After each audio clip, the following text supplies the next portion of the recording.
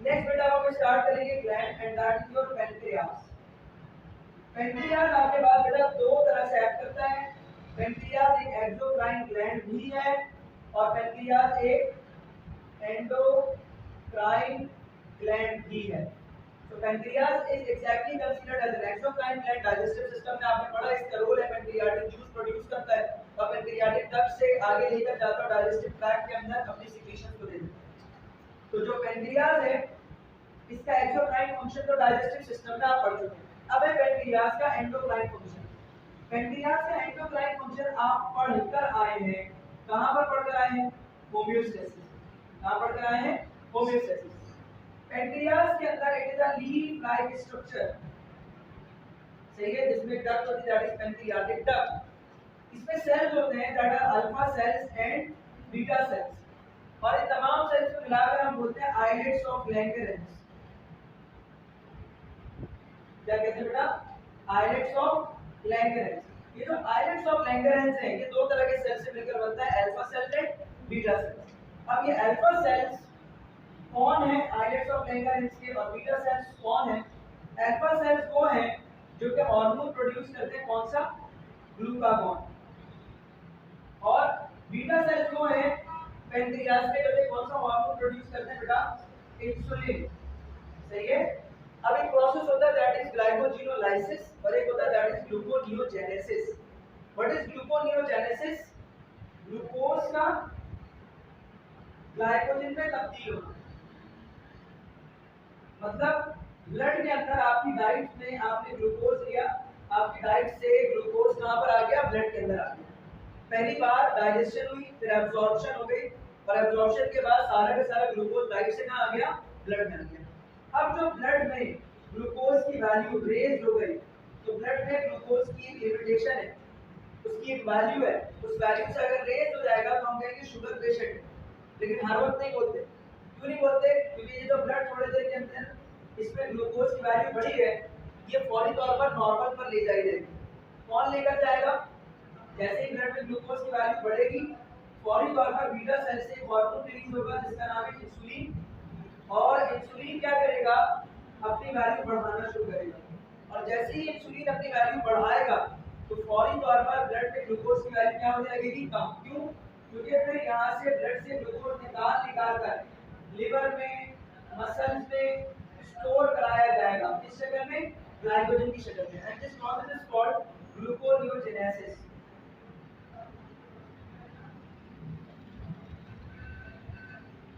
सही है? यहाँ तक बात समझ आ गई? अभी आज सबका रोजा था तकरीबन लोगों को, अभी रमजान है उसमें भी रोजा रखेंगे। आपने सुबह से ग्लूकोज नहीं लिया तो आपके ब्लड में ग्लूकोज की वैल्यू क्या होने लगेगी? कम। फिर भी आपकी बॉडी के अंदर ब्लड में ग्लूकोज वैल्यू नॉर्मल रहेगी। क्यों नॉर्मल रहेगी? अब जब ग्लूकोज की वैल्यू आपके ब्लड में कम होने लग जाएगी तो इसको बैलेंस करके रखने के लिए एक हार्मोन बॉडी में बढ़ना शुरू होगा जिसका नाम क्या है? ग्लूकागॉन। तो ग्लूकोज कम हुआ, ग्लूकागॉन बढ़ गया। कौन सा फीडबैक है? नेगेटिव या पॉजिटिव? नेगेटिव। ग्लूकोज बढ़ गया, इंसुलिन भी बढ़ गया, कौन सा फीडबैक है? Positive feedback. तो ग्लूकोज ब्लड में और इंसुलिन दोनों का ताल्लुक कैसा है? Positive feedback. ग्लूकोज का कम होना और ग्लाइकोजन का ग्लूकागॉन का बढ़ जाना, this is which feedback? Negative feedback. अब ग्लूकागॉन क्या करेगा? जहां जहां स्टोर ग्लूकोज पड़ा हुआ है, किस शक्ल में पड़ा होता है भाई? ग्लाइकोजन की शक्ल में। इसको निकाल कर तोड़ेगा और जो प्रोसेस होगा दैट इज ग्लाइकोजिनोलाइसिस। क्या होगा बेटा प्रोसेस? ग्लाइकोजिनोलाइसिस। ग्लाइकोजिनोलाइसिस का मतलब ग्लाइकोजन का ब्रेकडाउन। तो ग्लाइकोजन को तोड़कर किसमें कन्वर्ट कर देगा? ग्लूकोज में। किसमें कन्वर्ट करेगा? ग्लूकोज में। और ये ग्लूकोज कहां बढ़ना शुरू होगा बेटा? ब्लड के अंदर ये ग्लूकोज बढ़ना शुरू हो जाएगा और कब तक बढ़ता रहेगा? अनटिल अनलेस जब तक ब्लड में ये नॉर्मल ना हो। सही है? तो इस तरीके से दोबारा से ब्लड ग्लूकोज क्या हो गया? नॉर्मल। तो ये किसका रोल है बेटा? पैंक्रियास का। समझ आ गई बात? So this is your all about which endocrine gland? Pancreas. अब है बेटा आपके पास एंडोक्राइन ग्लैंड हमने पढ़ा है पैंक्रियास। सही है। अब पैंक्रियास के अंदर जब एब्नॉर्मल कंडीशन होगी तो हमें ये भी तो पढ़ना है ना कि बॉडी में जब किसी हार्मोन की एब्नॉर्मल वैल्यू हो, सही है, वो एब्नॉर्मली डिक्रीज हो जाए, एब्नॉर्मली इंक्रीज हो जाए या प्रोड्यूस ना हो रहा हो या अगर प्रोड्यूस हो रहा है उसका असर नहीं हो रहा तो कौन सी कंडीशन होगी, कौन सी डिजीज होगी? तो से जो हार्मोन प्रोड्यूस होते हैं इंसुलिन और ग्लूकागॉन, स्पेशली कौन, इंसुलिन, इससे रिलेटेड डिसऑर्डर्स है और डिसऑर्डर्स को क्या बोलते हैं, डायबिटीज।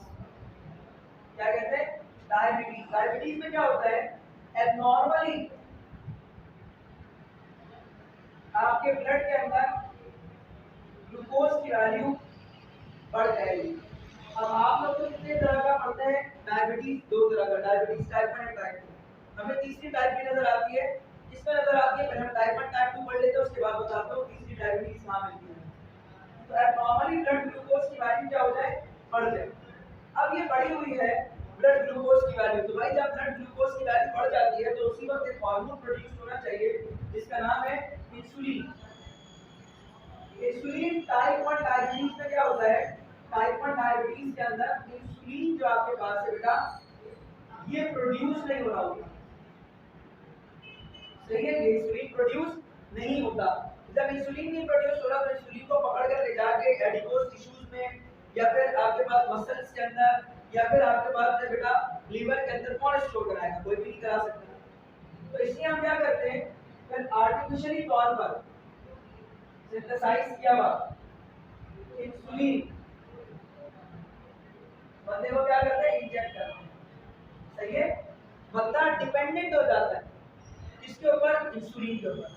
जब उसे इंसुलिन मिलेगी तो उसकी बॉडी का ग्लूकोज मेटाबॉलिज्म नॉर्मल रहेगा, समझ आ गई बात।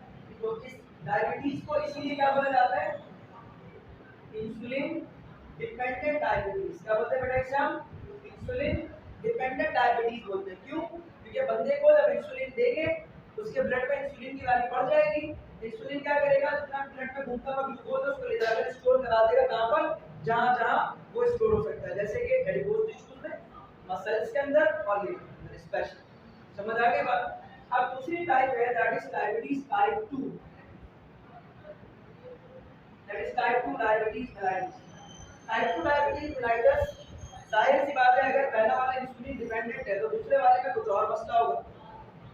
जो बंदा टाइप 2 डायबिटीज मेलाइटस का पर्सन होता है उसमें इंसुलिन बिल्कुल नॉर्मल होती है, लेकिन वो रिसेप्टर्स जहां पर जाकर इंसुलिन ने क्या होना है, अटैच होना है, वो रिसेप्टर्स जहां पर इंसुलिन ने जाकर क्या होना है बेटा, अटैच होना है। ये रिसेप्टर्स की जो शेप है ये चेंज हो जाती है, सही है। जैसे फॉर एग्जांपल ये रिसेप्टर की नॉर्मल शेप है, इधर इंसुलिन आके लग सकता है। अब रिसेप्टर की शेप हो गई खराब, अब इंसुलिन यहाँ पर बाइंड नहीं हो सकता। तो जब तक एक कोई हार्मोन अपने रिसेप्टर पे नहीं जुड़ सकता तब तक वो अपना एक्शन परफॉर्म नहीं कर सकता, सही है। जब तक वो अपना एक्शन परफॉर्म नहीं कर सकता। अब इंसुलिन तो सही प्रोड्यूस हो रहा है लेकिन इंसुलिन जाकर अटैच नहीं हो पा रहा। क्यों नहीं अटैच हो पा रहा, क्योंकि उसके रिसेप्टर्स क्या हो गए, खराब। अब आप इंसुलिन दे भी दें तो भाई उसका रिसेप्टर्स ही खराब है, तो आप उसको मैनेज नहीं कर सकते इंसुलिन दे करके भी।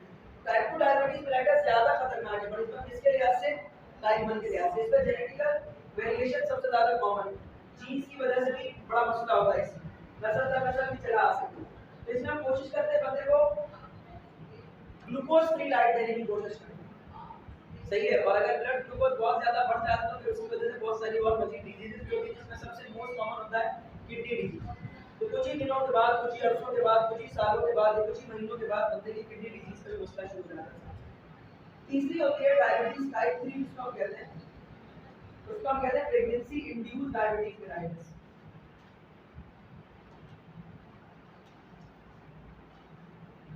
सही है, प्रेगनेंसी इंड्यूस्ड डायबिटीज मेलाइटस। अब आपके कोर्स में है ठीक है, हम इसकी डिटेल में नहीं जाएंगे, बस आपको इतना बता दिया प्रेग्नेंट लेडी के अंदर जब उनकी प्रेगनेंसी कंटिन्यू होती है तो उस दौरान एब्नॉर्मली तौर पर ब्लड में ग्लूकोज की वैल्यू बढ़ जाती है, जिसको कंट्रोल करना इंतहाई जरूरी है, वरना यूटीआई के चांसेस कॉमन हो जाते हैं, that is urinary tract infection. और फिर उसके बाद बहुत सारे मसले हो सकते हैं।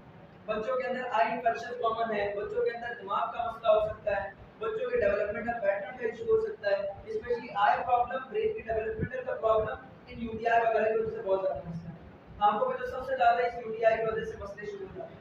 और भी सब अदर बैक्टीरिया है जो कि यूटीआई मतलब यूरिनरी ट्रैक्ट इन्फेक्शन अगर फीमेल को हो जाए तो उसकी वजह से फीमेल का मसला हो सकता है। तो इसलिए बहुत जरूरी है जब फीमेल प्रेग्नेंट हो तो उसमें हमें क्या करना होता है, उसका ग्लूकोज जो बड़ा होता है उसको कंट्रोल करना शदीद जरूरी है। अगर हम उसको कंट्रोल नहीं करते तो बहुत सारी डिजीजेज है जो मदर में भी और फीटस के अंदर होने के चांसेस, जब फीटस पैदा हो रहा है तब भी, और फीटस जब मदर की बॉडी से एक्सट्रैक्ट आउट होकर बाहर निकल रहा होता है उस दौरान, ये तमाम डिजीजेज बच्चे में फैलने के चांसेस बढ़ जाते हैं। इसीलिए हम इसको लाजमी तौर पर कंट्रोल कराते हैं, that is pregnancy induced diabetes mellitus in a pregnant. ठीक है।